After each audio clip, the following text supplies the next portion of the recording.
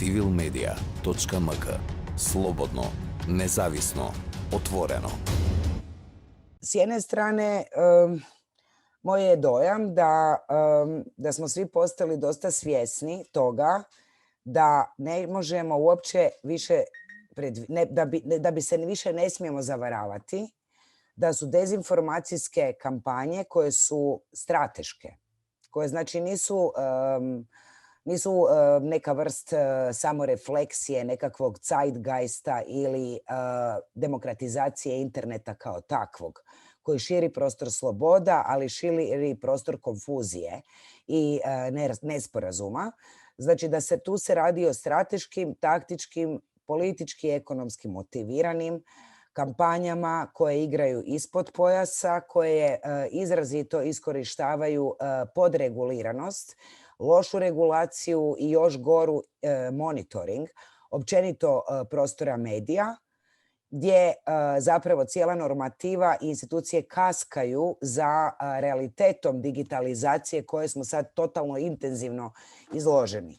U tom smislu meni se čini ono što mi kažemo da je ova prljava igra će ostati u našem gradu. Nemojmo se oko toga zavaravati. Na nama je da se bolje pripremimo i zaštitimo i budemo realni oko toga koje tipove kapaciteta nezavisni novinari, aktivisti, aktivistkinje i građani koji su meta takvih kampanja, to je onaj movable middle.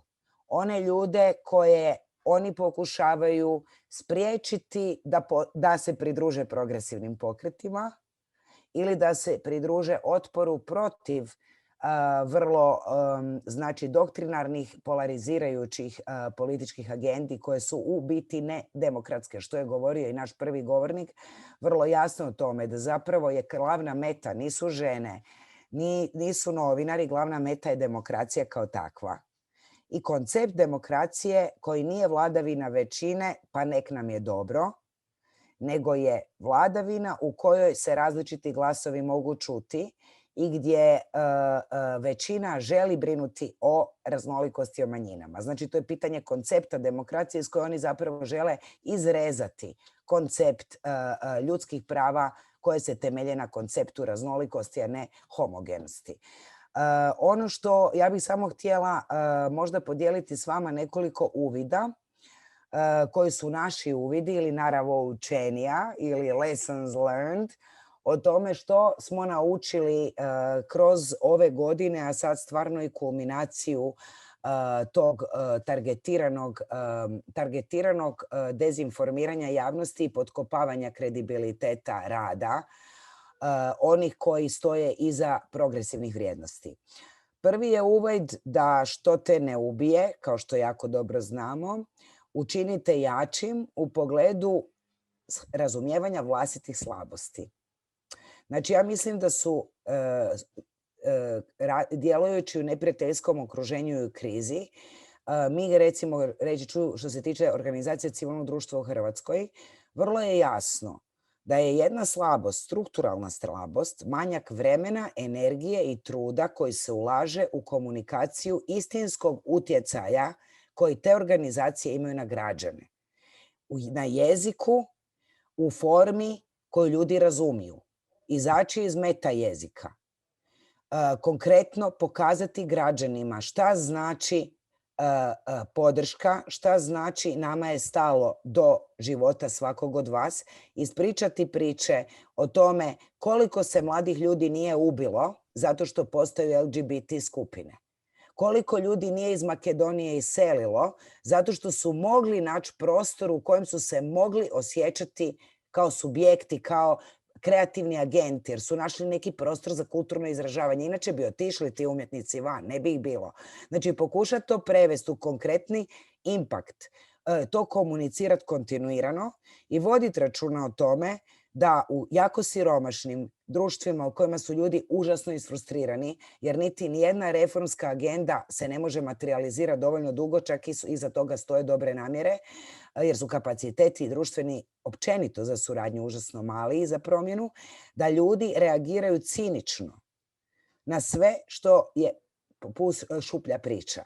Znači, mi smo naučili da evo recimo nama u Solidarnoj ogroman trud koji ulažemo u humanitarni rad, ali koji je uvijek vezan uz ljudska prava, jer mi uvijek gledamo i na Baniji, na potresu, kom je najteže. Svima je teško, ali nekima je još teže.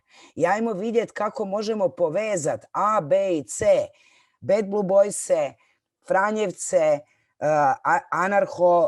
anarho-aktiviste i slično u jednu zajedničku mrežu koja će zapravo ljudima pokazati da smo jedni drugima ljudi i da tu crpimo snagu za to da naša društva se ne mogu, mislim, ako ćemo ići u daljnju polarizaciju, nas neće biti. Jel? O tom se radi. Znači, prva je stvar naučiti se da nam je slabi bok komunikacija toga što je naš doprinos jezikom koji ljudi razumiju. Druga stvar koja je nama cijelo vrijeme tenzija, ne znam kako je to kod vas, ali mislim da je, da li staviti nešto na ignore i ne dati im povoda za daljnje multipliciranje skandalizacije javnosti ili ih tužiti. Jel? Ili poduzeti ići u tužbe. Recimo, mi kao Solidarna nismo htjeli do sada ni jednom ići u tužbu i jako malo pišemo demantija. Zapravo jako pazimo da im ne damo povoda da se još pregrijavaju na nama, zagrijavaju na nama.